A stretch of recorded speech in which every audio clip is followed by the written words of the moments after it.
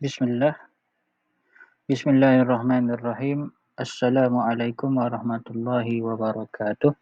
Alhamdulillahirabbil alamin wassalatu wassalamu ala sayyidil mursalin wa ala alihi wa ashabihi wa man tabi'ahum bi ihsanin ila yaumiddin. Subhanaka la ilma lana illa ma 'allamtana innaka antas samiul alim. Qala rabbi shrah li sadri wa yassir li amri wa hlul 'uqdatam min lisani yafqahu qawli. Amin. Video seterusnya untuk kelas akidah. Kelas akidah tahun 5 UPKK. Okey. Kita terus kepada kita punya buku teks. Buku teks akidah kita sambung sebab kita ada beberapa muka surat je lagi nak habis. Jadi kalau Ustaz sempat habiskan satu video, semua sekalilah. Kita sambung sifat wajib bagi Rasul yang terakhir. Lepas tu kita masuk sikit sifat mustahil bagi Rasul. Lepas tu yang terakhir kita masuk sikit sifat harus bagi Rasul. Sifat wajib bagi Rasul, muka surat 43, buku teks muka surat 43, At-Tablighu. At-Tablighu muka surat 42. Muka surat 42. Nak letak. Okey. Kita terus kepada apa yang ada dalam buku teks. Kita tengok Ustaz dah letak dekat grup WhatsApp. Okey. Mana muka saya? Okey, At-Tablighu. At-Tablighu sifat ketiga bagi sifat harus, sifat wajib bagi seorang Rasul yang mesti ada. Kita ada 4 sifat wajib yang mesti ada pada seorang Rasul. Kita ada As-Sidqu, kita dah baca. Al-Amanatu, kita dah baca. Maksud yang ketiga ni At-Tablighu. Kemudian kita ada yang keempat Al-Fatanatu. At-Tablighu maksud dia menyampaikan. Apa maksud sifat menyampaikan bagi Rasul ni? Kita tengok.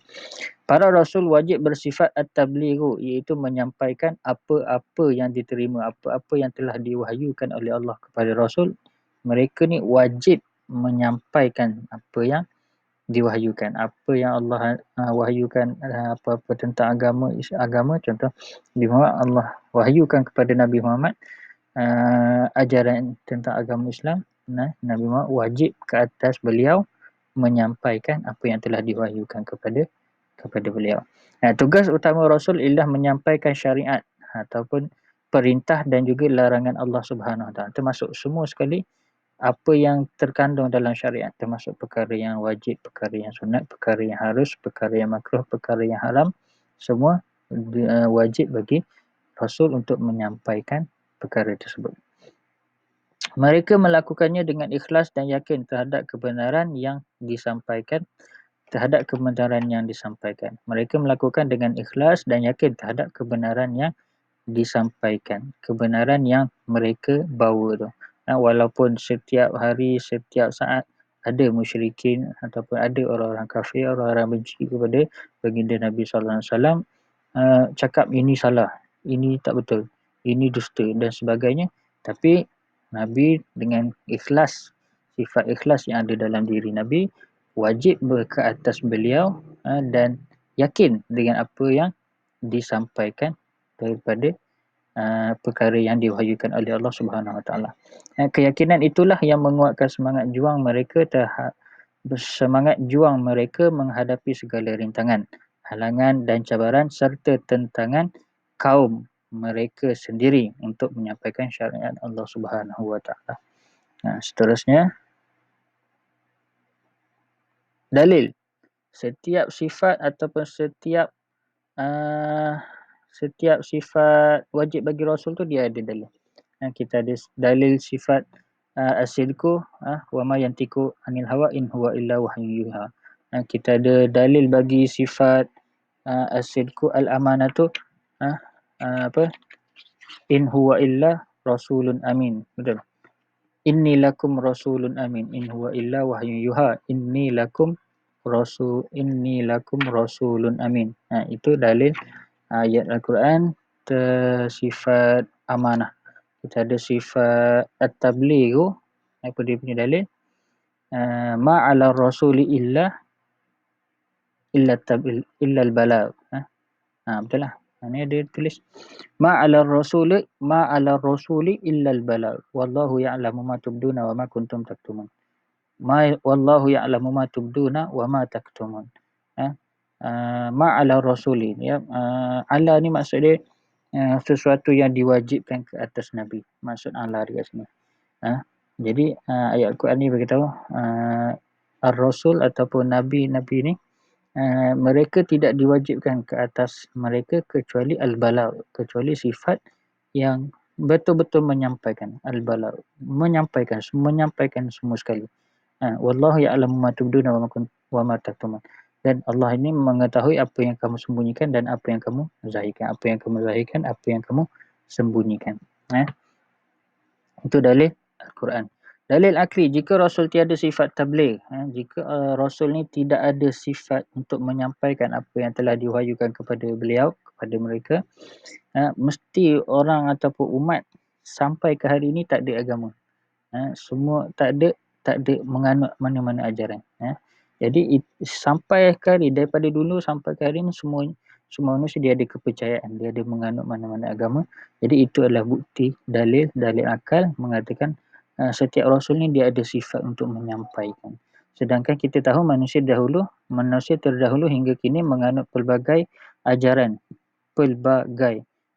Ni dia punya ejaan dan gai ni sambung ke bawah. Sebenarnya satu perkataan. Pelbagai ajaran dan syariat yang diturunkan oleh Allah Subhanahu Wa Taala melalui Rasul pilihannya. Sama ada syariat Nabi Ibrahim, Nabi Isa ataupun Nabi Muhammad SAW, syariat yang dibawa oleh Rasulullah SAW, iaitu Islam memansuhkan syariat yang disampaikan oleh Nabi-Nabi yang sebelum ini. Okey. Seterusnya, kesimpulan sifat at-tabligh. Okey.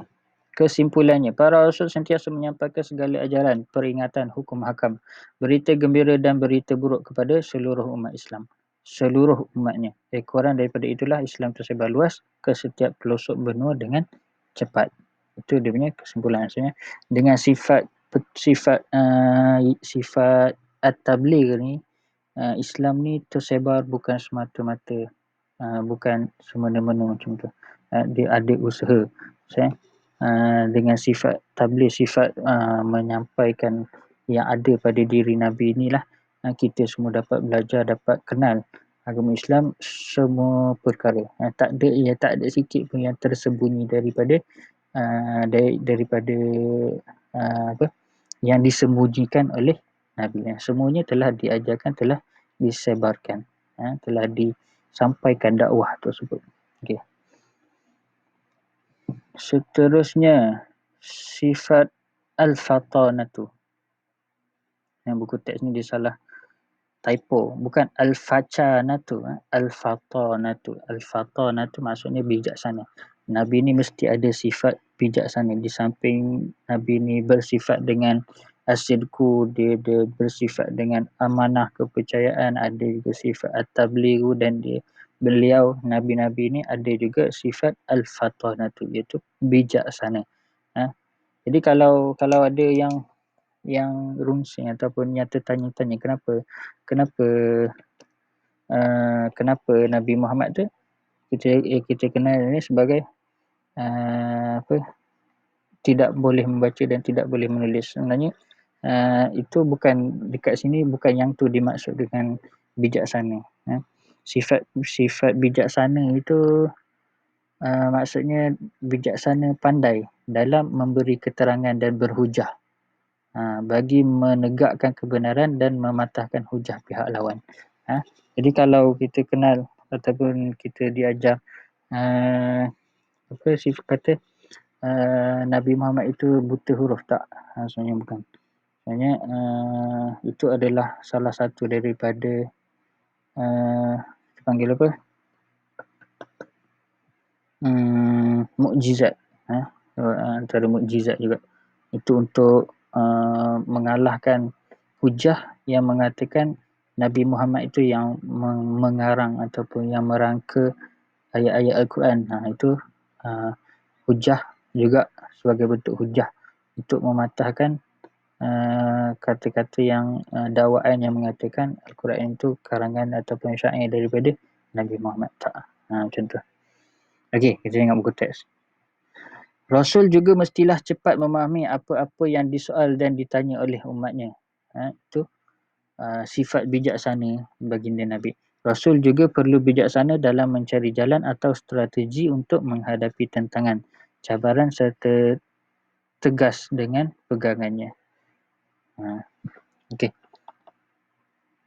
Seterusnya, dalil ayat Al-Quran bagi sifat al-fatanatu.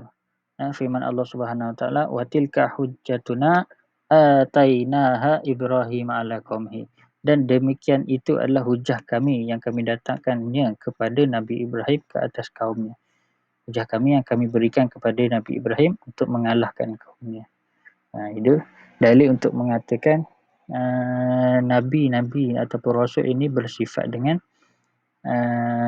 al-fatanatu. Okay. Dalil akli, dalil akal, kita cakap Rasul perlu bijaksana dalam menyebarkan syariat Allah Subhanahu Wa Taala dengan memikirkan jalan, cara atau idea yang bernas supaya tugas berdakwah menjadi mudah dan lancar. Sirah Rasul terdahulu juga telah membuktikan tanpa akal yang bijaksana dakwah mereka pasti tidak akan berjaya. Okay. Itu dalil akal, senang kita nak faham. Yang kalau Nabi ni ataupun Rasul ni tidak bersifat dengan bijaksana ataupun kita cakap Nabi ni bersifat dengan bodoh, dengan sifat bodoh, maka tak jadilah strategi, tak jadilah strategi dakwah, tak jadilah jawapan untuk setiap hujah-hujah orang kafir. Jadi macam tu, senang je. Okay. Kesimpulannya. Tengok sini.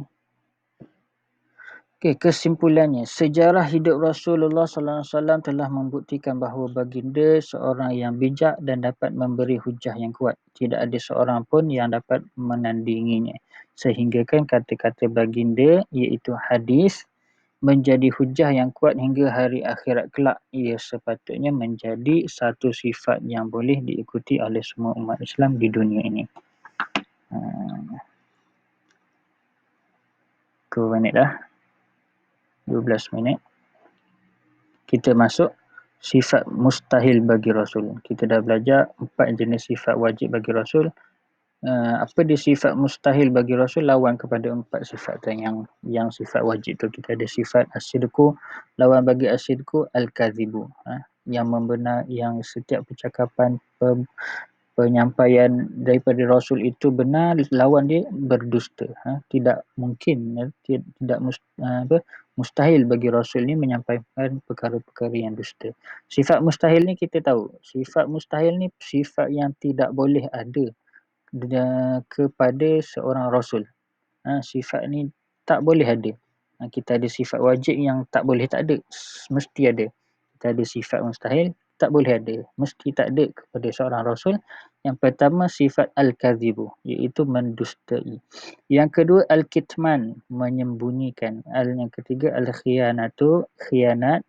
Yang keempat al-baladatu ataupun bodoh. Bodoh. Okey. Kita tengok satu persatu. Yang pertama kita tengok sifat al-kazibu. Al-kazibu iaitu dusta. Mustahil bagi para rasul iaitu bersifat dengan al-kazib. Bersifat dengan dusta. Allah Subhanahu Wa Taala tidak mengutuskan rasul sekiranya rasul itu bersifat al-kazibu ataupun dusta. Dusta adalah sifat orang munafik dan bukan daripada kalangan sifat-sifat orang mukmin. Semua kata-kata yang lahir, yang terkeluar, yang terzahir daripada para rasul semuanya adalah benar. Atau asidku. Asidku tu kita cakap bukan semata-mata percakapan ataupun apa yang keluar daripada lisan Nabi ataupun Rasul, tapi semua sekali. Termasuklah senyapnya baginda itu adalah benar. Bersuara baginda itu adalah benar. Semua macam tu. Larangan, tegahan, semua sekali. Apa yang terbisik di dalam hati yang diniatkan semuanya benar. Jadi lawan bagi sifat sidqu al-kadhibu, semuanya tak boleh berdusta. Tak boleh, mesti tak ada sifat dusta. Mereka akan menyampaikan kepada umatnya perkara-perkara yang dikehendaki oleh Allah Subhanahu Wa Taala. Kesan daripada itu, umatnya akan mendapat taufik dan hidayah Allah Subhanahu Wa Taala. Setiap orang Islam wajib beriman bahawa para rasul tidak bersifat al-kadhibu, iaitu dusta, tetapi mesti bersifat dengan as-sidqu, iaitu benar. Okey. Seterusnya al-khiyanatu. Khianat, lawan kepada sifat al-amanatu, percaya. Percaya lawannya khianat. Mustahil para rasul itu bersifat dengan al-khiyanatu, iaitu khianat atau pecah amanah. Allah Subhanahu Wa Taala tidak akan mengutuskan rasul yang bersifat khianat, mengerjakan maksiat dan melanggar perintah Allah Subhanahu Wa Taala. Khianat adalah sifat orang munafik dan bukan sifat orang-orang mukmin. Para rasul wajib bersifat al-amanatu, iaitu kepercayaan dalam semua tindakan. Umatnya akan percaya dan terbuka hati menerima segala ajaran. Kesan daripada itu tidak akan timbul kekeliruan dan kesesatan dalam kalangan umatnya. Setiap orang Islam wajib beriman bahawa para rasul SAW tidak bersifat al-khiyanah, iaitu bersifat khianat, tetapi bersifat dengan amanah, iaitu kepercayaan. Okey. Seterusnya al-kitman, iaitu menyembunyikan, lawan kepada sifat at-tabligh. Mustahil bagi rasul itu bersifat dengan al-kitman, iaitu menyembunyikan. Allah Subhanahu Wa Taala akan mengutuskan rasul yang bersifat at-tabligh, iaitu menyampaikan apa-apa yang diterima daripada Allah Subhanahu Wa Taala. Para rasul tidak menyembunyikan sesuatu perkara yang benar. Para rasul tidak takut dibenci ataupun tidak takut dizalimi oleh musuh-musuhnya dan sanggup menghadapi segala cabaran dalam menyampaikan dakwah. Itu maksud al-kitman. Tak takut dengan apa-apa dakwaan ataupun tak takut dengan apa-apa ancaman. Sebab yakin Nabi itu, Rasul itu mesti bersifat at-tablighu, mesti bersifat menyampaikan apa yang diajar, apa yang telah diwahyukan dan yakin dengan perkara tersebut. Tak takut kepada apa-apa ancaman. Kesan daripada itu, kebenaran dapat disampaikan dan agama Islam dapat diperluaskan. Setiap orang Islam wajib beriman bahawa para rasul tidak bersifat al-kitman, iaitu menyembunyikan. Ataupun terjemah lain kita boleh cakap al-kitman ini sebagai takut. Takut tu bukannya takut macam mana, tapi takut dengan diam. Sambil diam tu takut. Itu maksud al-kitman. Iaitu menyembunyikan tetapi bersifat tabligh, iaitu menyampaikan. Yang seterusnya al-baladah. Al-baladah sifat yang keempat. Al-baladah sifat bodoh. Mustahil para rasul itu bersifat al-baladah, iaitu bodoh. Allah Subhanahu Wa Taala akan mengutuskan rasul yang bersifat bijaksana, cerdik dan bukan pelupa. Mereka mampu menjelaskan segala persoalan yang ditimbulkan oleh umatnya dan membuat keputusan yang tepat. Kesan daripada itu, umatnya akan mempercayai mereka serta membenarkan kerasulannya. Setiap orang Islam wajib beriman bahawa para rasul tidak bersifat al-baladah, iaitu bodoh, tetapi bersifat al-fatanatu, iaitu bijaksana. Okey.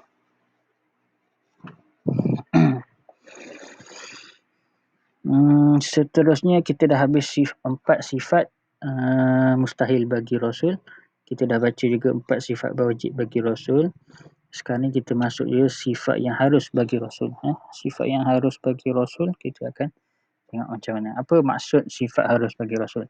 Kita dah tahu sifat wajib bagi rasul mesti ada. Nak tak nak mesti ada bagi seorang rasul 4 sifat tu. Sifat mustahil pula, nak tak nak mesti tak ada bagi seorang rasul sifat-sifat yang 4 tadi. Sekarang kita tengok apa maksud sifat harus bagi rasul. Sifat harus bagi rasul ialah bersifat seperti manusia biasa tetapi tidak mengurangkan kedudukan, tidak merendahkan martabat Nabi ataupun rasul itu, bahawa beliau adalah seorang rasul. Antara sifat-sifat yang seperti manusia biasa yang ada pada Rasul, antaranya ialah lapar dan dahaga, berniaga dan menggembala, beristeri dan berkeluarga, sakit, sihat, tidur dan sebagainya. Antara akhlak Rasulullah SAW berkata benar, amanah dalam setiap pekerjaan, menghormati orang yang lebih tua, mengasihi orang miskin, anak yatim dan juga jiran tetangga. Sifat-sifat yang harus bagi Rasul, semua sifat yang ada seperti macam orang biasa. Lapar, dahaga, sakit, sihat, penat. Tapi benda-benda itu tidak apa cakap, bukan membuatkan Rasul itu seperti orang biasa, tapi menjadi petunjuk kepada orang biasa, untuk mengajar manusia, orang-orang lain. Contohnya macam bila mengajar macam mana manusia untuk berusaha dengan bekerja contohnya. Bukan rezeki Allah itu datang tanpa usaha, tidak. Itu sebabnya Nabi ni dia diutuskan untuk sebagai petunjuk kepada sekalian alam. Jadi macam mana kita umat manusia ni, walaupun Nabi ni sebenarnya sifat-sifat Rasul ni walaupun mereka mukjizat, sepatutnya sebenarnya walaupun tak makan tapi tak lapar, macam tu.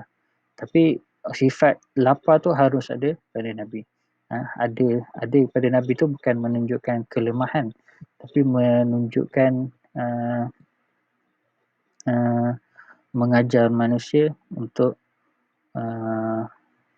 menjadi panduan, macam tu. Okey. Kita tengok. Dalil ayat Al-Quran tentang sifat harus bagi seorang Rasul. Wa ma arsalna qablaka minal mursalina illa annahum la yakuluna ta'am wa yamshuna fil aswaq. Dan kami, Allah berfirman, kami tidak mengutuskan sebelum-sebelum kamu itu, wahai Nabi Muhammad, daripada kalangan Rasul-Rasul, kecuali mereka ni makan makanan, minum minuman, dan mereka juga berjalan di pasar, al-aswaq. Okey. Sampai situ sahaja. Okey. Sampai kat situ sahaja. Kita dah habis sifat wajib bagi Rasul. Kita dah baca juga sifat wajib bagi Rasul, sifat mustahil bagi Rasul. Kita dah baca juga sifat harus bagi Rasul. Jadi semoga apa yang kita belajar hari ini, walaupun dalam suasana tak boleh keluar rumah, Ustaz harap semua dapat belajar dengan bersungguh-sungguh, dapat jadikan akidah ataupun teladan daripada sifat-sifat wajib, sifat-sifat harus bagi seorang Rasul itu diteladani kita sebagai umat Nabi Muhammad sallallahu alaihi wasallam.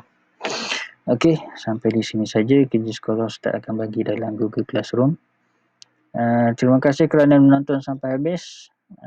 Assalamualaikum warahmatullahi wabarakatuh.